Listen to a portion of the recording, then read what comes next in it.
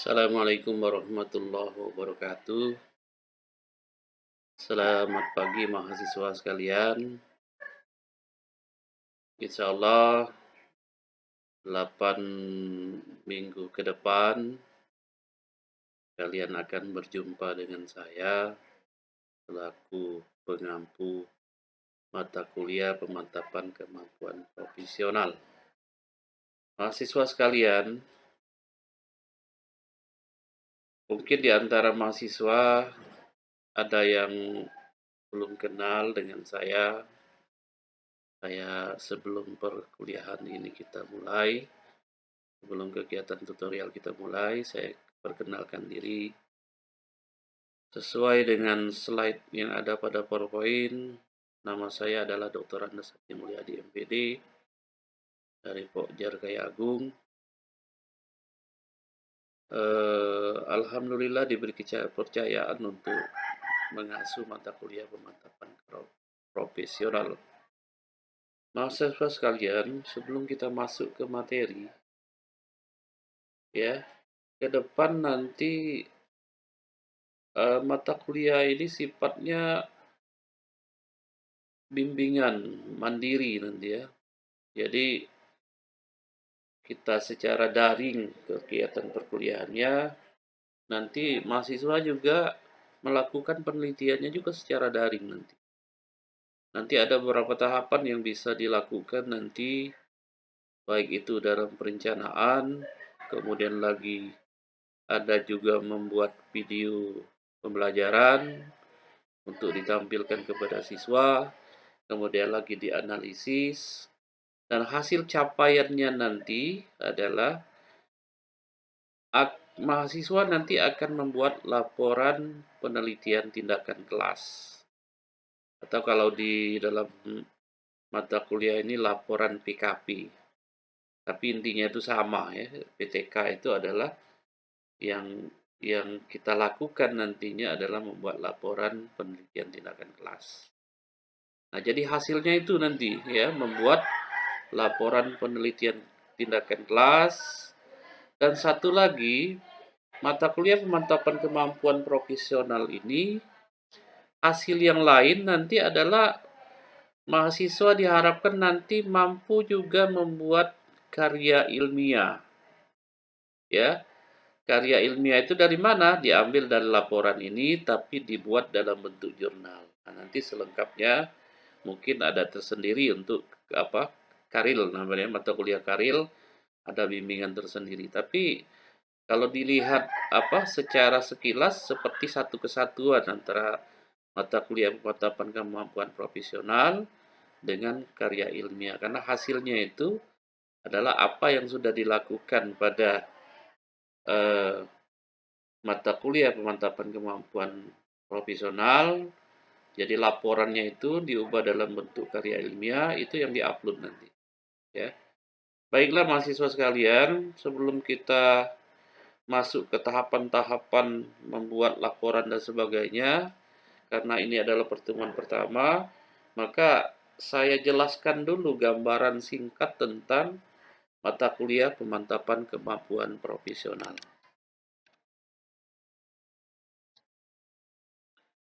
Mahasiswa sekalian, ya, kalau kita lihat overview PKP atau gambaran tentang PKP itu sendiri, yang pertama tujuan dari mata kuliah ini. Tujuannya adalah pertama menemukan kelemahan pembelajaran melalui refleksi. Nah, perlu diperhatikan refleksi. Refleksi berarti ada yang dilihat. Kalau kita melakukan refleksi, berarti ada yang kita amati. Ya, ada yang kita amati. Nah, karena dia ruang lingkupnya PKP atau PTK, penelitian tindakan kelas, maka refleksi itu biasanya dilakukan setelah mengamati sesuatu. Apa yang diamati adalah kelemahan proses pembelajaran. Jadi kita mahasiswa itu harus mampu menemukan kelemahan-kelemahan yang terjadi ketika proses belajar mengajar. Karena tahapannya nanti seperti itu nanti, ya. ya. Kita cari dulu di lingkungan kita masing-masing tempat kita mengajar atau rasakan sendiri. Kalian mengajar, apalah kelemahannya itu, ya. Nah, setelah ditemukan kelemahan, maka mencoba untuk menemukan alternatif solusi peningkatkan kualitas pembelajaran melalui penelitian tindakan kelas. Jadi masalah yang ditemukan tadi harus dicari jalan keluarnya atau solusinya sehingga terjadi peningkatan kualitas pembelajaran. Maka nanti melalui penelitian tindakan kelas, ya. Yang ketiga, mahasiswa harus bisa mempertanggungjawabkan tindakan perbaikan secara ilmiah. Maksudnya apa? Apa yang dibuat dalam bentuk laporan itu keilmiahannya harus dipertanggungjawabkan. Jadi kalau sudah mengacu kepada karya ilmiah, kita harus mengetahui syarat-syarat karya ilmiah itu sendiri. Apa salah satu syaratnya? Yaitu eh, apa yang kita kemukakan, kalau itu pendapat orang lain, maka menampilkan kutipan-kutipan. Kemudian lagi buku yang kita baca, ya, buku yang kita baca itu dituliskan nanti sebagai bahan rujukan pada bagian akhir, yaitu daftar pustaka. Salah satunya itu. Kemudian lagi yang lainnya apa? Karya ilmiah biasanya patuh pada sistematika penulisan.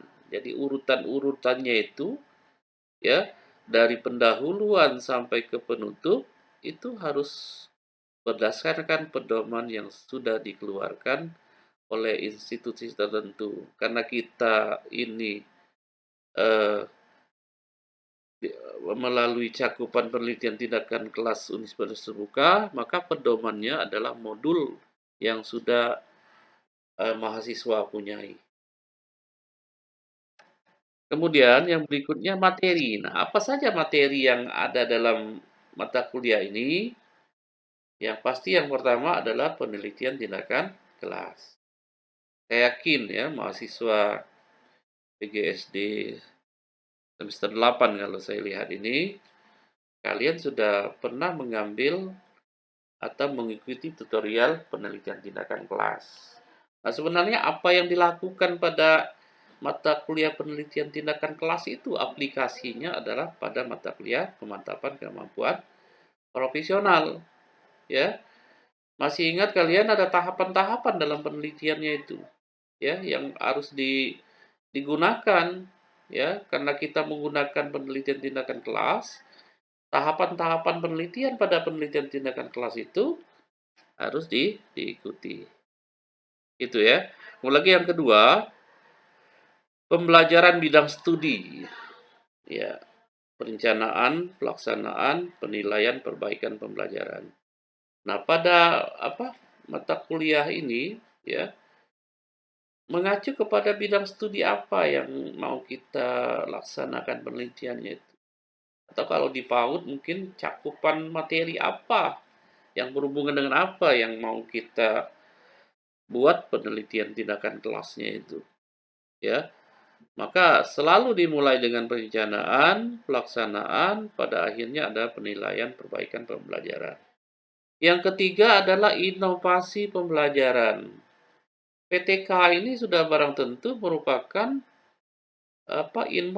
inovasi dalam pembelajaran. Kalau kita sudah menemukan masalah, kemudian lagi berusaha untuk mencari solusi dari masalah itu atau pemecahan masalah, maka itu nanti akan menjadi semacam pengalaman dalam belajar. Nah, pengalaman dalam belajar itu kalau muncul hal-hal baru, maka bisa dikatakan adalah inovasi dalam pembelajaran. Kemudian lagi yang keempat, ya karena PTK itu adalah bagian dari karya ilmiah, maka secara tidak langsung juga mata kuliah ini nanti kita belajar bagaimana menulis karya ilmiah yang bagus. Mahasiswa sekalian, kita lanjutkan dari penelitian tindakan kelas ini. Nanti akan diperoleh pengalaman belajar, ya, pengalaman belajar. Pengalaman belajar yang diperoleh adalah dari sesuatu yang sederhana yang kita lakukan, tindakan-tindakan yang kita lakukan bisa mengubah perilaku siswa atau tingkah laku siswa, atau juga bisa meningkatkan hasil belajar siswa. Inilah yang dikatakan pengalaman belajar. Bagaimana ini bisa terjadi?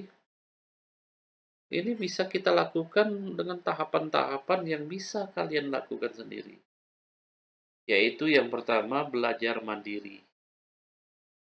Belajar mandiri tadi, karena kita ini adalah melakukan penelitian tindakan kelas, tahapan-tahapan dalam penelitian tindakan kelas itu kita coba, ya. Belajar mandiri, ya. Yang pertama adalah kita mencoba untuk menganalisis masalah, atau lebih awal lagi menginterpretasi masalah, ya. Mengidentifikasi masalah maksudnya, ya. Kita kumpulkan masalah-masalah yang ada, kemudian lagi dianalisis, ya. Masalahnya apa? Saya contohkan misalnya siswa kurang tertarik dalam mengikuti pembelajaran yang kita berikan. Identifikasi mengapa tidak tertarik itu, ya. Mungkin medianya, saya contohkan medianya kurang menarik. Cara gurunya yang mengajar kurang menarik. Bahan-bahan ajar yang ditampilkan kurang menarik bagi siswa. Metode yang digunakan guru juga kurang menarik, kurang sampai, atau tidak komunikatif. Itu adalah beberapa identifikasi yang kita bisa cari. Nah, setelah diidentifikasi, maka dicoba untuk menemukan, menganalisis temuan-temuan yang kita temukan tadi, ya. Sudah diidentifikasi, kemudian lagi dicoba dianalisis. Mengapa hal tersebut bisa terjadi? Ya, apa? Karena medianya kurang menarik, ya. Guru mengajar hanya menggunakan metode ceramah saja. Kita identifikasi seperti itu, kita analisis, ya. Nah, pada akhirnya kalau sudah ditemukan permasalahan-permasalahan tersebut, maka dicari solusi. Ya, setelah ketemu analisisnya, sudah kita temukan masalahnya, kita cari solusi, kita praktikkan di depan kelas dengan persiapan-persiapan, tentunya kan ada perencanaan dan sebagainya. Setelah dipraktikkan, dianalisis lagi, ya, dicari kelemahannya, refleksikan, diskusikan dengan teman-teman sejawat, ya, melalui proses bimbingan dari tutor, proses bimbingan dari supervisor 2 atau teman sejawat. Kalau ini semua dilakukan, nanti akan kelihatan pengalaman belajar yang dilakukan oleh guru itu sendiri. Muncul pengalaman belajar yang baru dalam usaha meningkatkan proses hasil dalam pembelajaran itu sendiri. Nah, yang kemudian yang berikutnya, bagaimana penilaiannya? Penilaiannya ada dua cara di sini, yaitu unjuk kerja. Ya, unjuk kerja itu maksudnya adalah merencanakan perbaikan pembelajaran. Berarti guru yang bersangkutan harus mulai merencanakan, ya, sesuai dengan tahapan-tahapan yang saya jelaskan sebelumnya, ya. Dari identifikasi masalah, dianalisis, kemudian lagi cari alternatif pemecahan masalahnya, ya. Setelah ketemu alternatifnya, dilaksanakan perbaikan pembelajaran, ya. Setelah dilaksanakan dalam beberapa siklus, ya, ditemukan nanti peningkatan hasil yang sangat signifikan, Maka apa yang kita lakukan itu dibuat dalam bentuk laporan perbaikan pembelajaran. Ya, laporan perbaikan pembelajaran. Maka jadilah nanti laporan PKP yang nanti insya Allah akan kalian lakukan nanti. Nah, bagaimana prosedur pembimbingan PKP itu sendiri? Karena kita ini ada 8 pertemuan, maka setiap pertemuan itu harus benar-benar diperhatikan.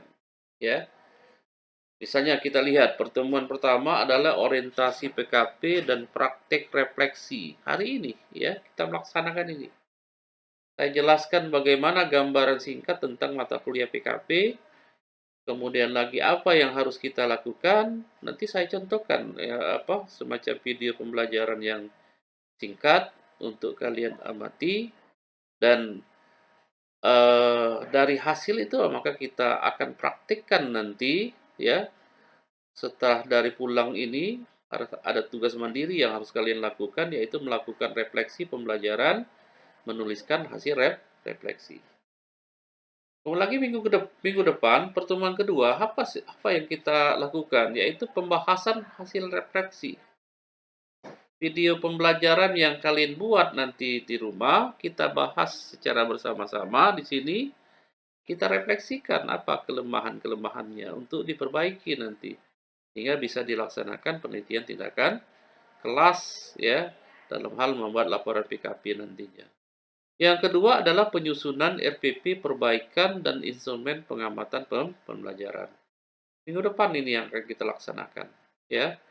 Nah, dari minggu depan ini tentu di antara pertemuan 2 dan 3 harus ada tugas yang harus kalian lakukan.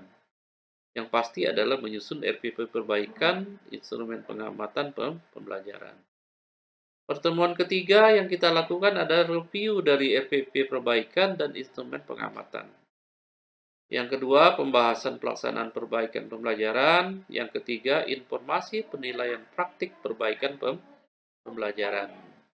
Tetap di antara pertemuan ketiga dan keempat, mahasiswa melakukan tugas mandiri, yaitu melaksanakan perbaikan pembelajaran yang diamati supervisor 2. Ya, melakukan refleksi pembelajaran dan menuliskan penilaian praktik pembelajaran. Pada pertemuan keempat, yang mahasiswa lakukan adalah mendiskusikan hasil perbaikan pembelajaran, melakukan refleksi pembelajaran, kemudian yang ketiga, merancang perbaikan berdasarkan hasil refleksi dari pembelajaran tersebut. Kemudian lagi pada pertemuan kelima, yang dilakukan mahasiswa adalah pembahasan hasil refleksi pembelajaran, pembahasan substansi dan aturan penulisan laporan perbaikan pembelajaran. Pertemuan ke-6 sudah mereview revisi draft laporan, pertemuan ke-7 review dan revisi draft laporan lagi, dan terakhir adalah pengesahan laporan pemantapan kemampuan pembelajaran. Jadi dalam 8 pertemuan ini saya harapkan sudah tuntas, ya, sehingga pertemuan ke-8 itu laporan praktek pembelajaran atau laporan PKP itu sudah selesai, ya. Oleh karena itu perlu diperhatikan, diamati betul-betul, jangan sampai muncul kesalahan nantinya sehingga menghambat mahasiswa sendiri nanti. Nah, ini salah satu contoh jurnal pembimbingan yang bisa dibuat karena proses pembimbingan itu tentunya harus catat ya. Komentar-komentar itu harus catat sehingga bisa digunakan nanti dalam laporan perbaikan pembelajarannya. Yang berikutnya yang harus kita pahami juga adalah karakteristik penelitian tindakan kelas itu sendiri. Ada 5 nih kita identifikasi. Yang pertama sistematis dan terencana.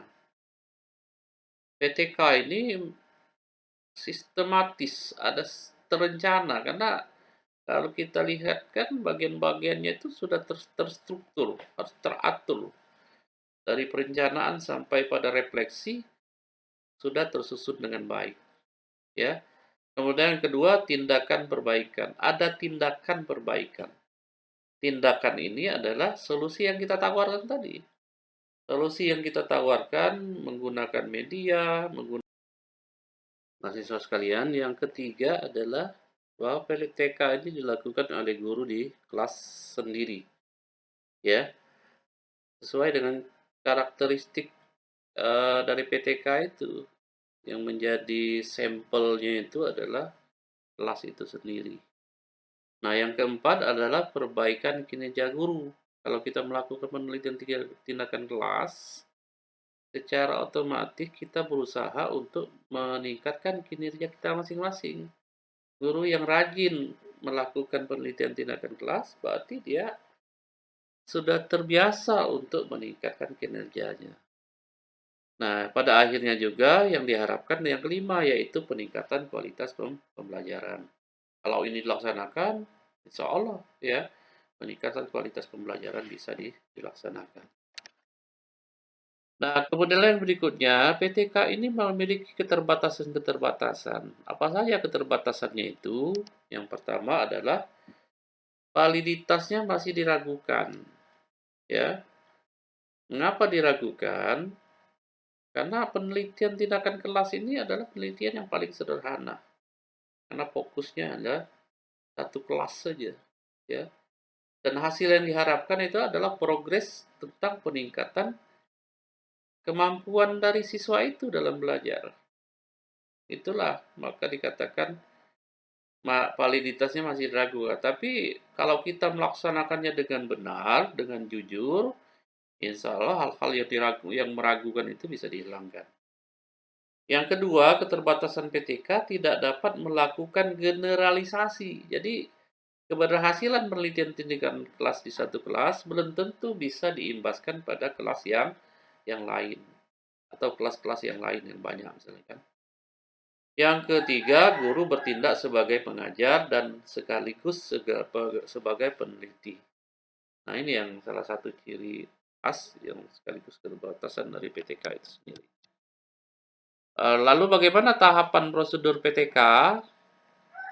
Ini dari gambar ini sudah bisa kalian amati, dijelaskan bahwa ada daur siklus 4 tahapan, yaitu perencanaan, pelaksanaan atau tindakan, pengamatan, ya. Dari pengamatan itu ada yang namanya refleksi yang dimulai dari analisis data. Jadi seperti itu, ya. Siklus berikutnya bagaimana? Kembali lagi, mulai dengan perencanaan, tindakan, pengamatan, dan refleksi.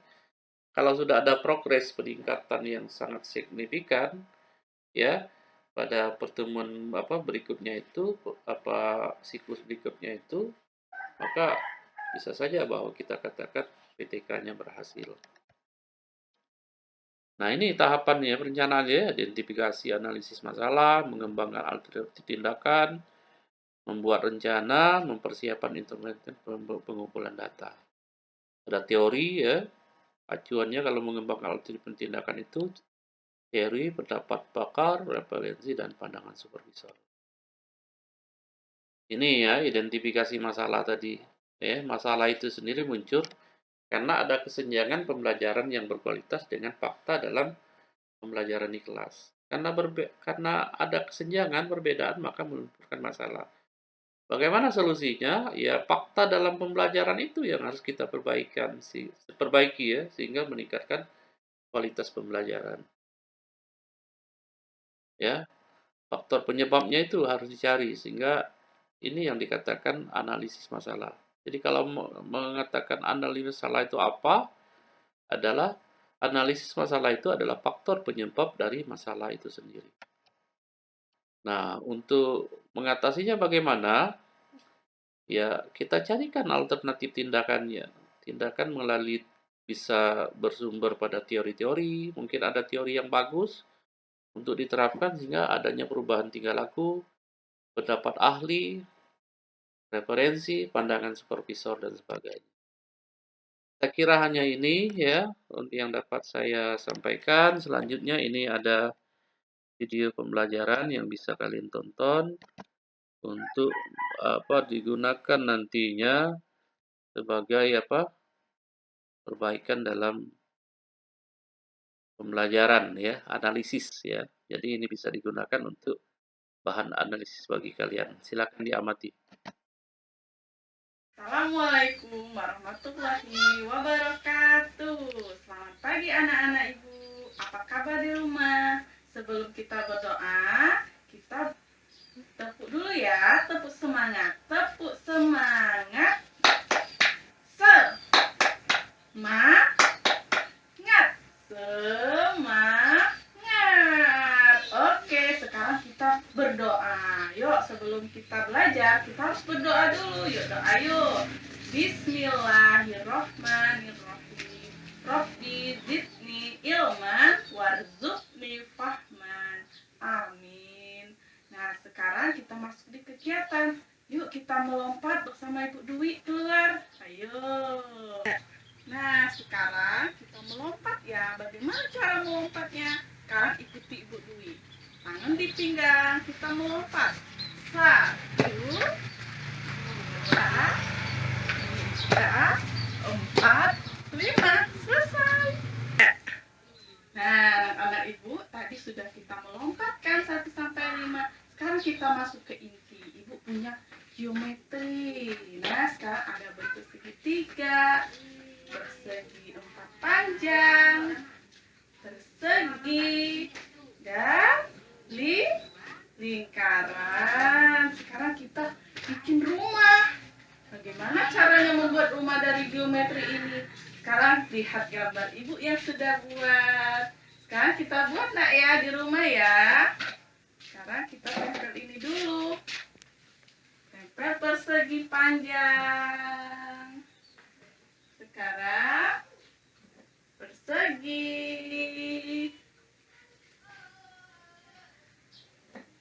Ada juga segitiga. Dan segitiga kecil untuk di bawahnya. Nah, kita kasih pintu. Nah, kita kasih pintu dengan persegi yang kecil.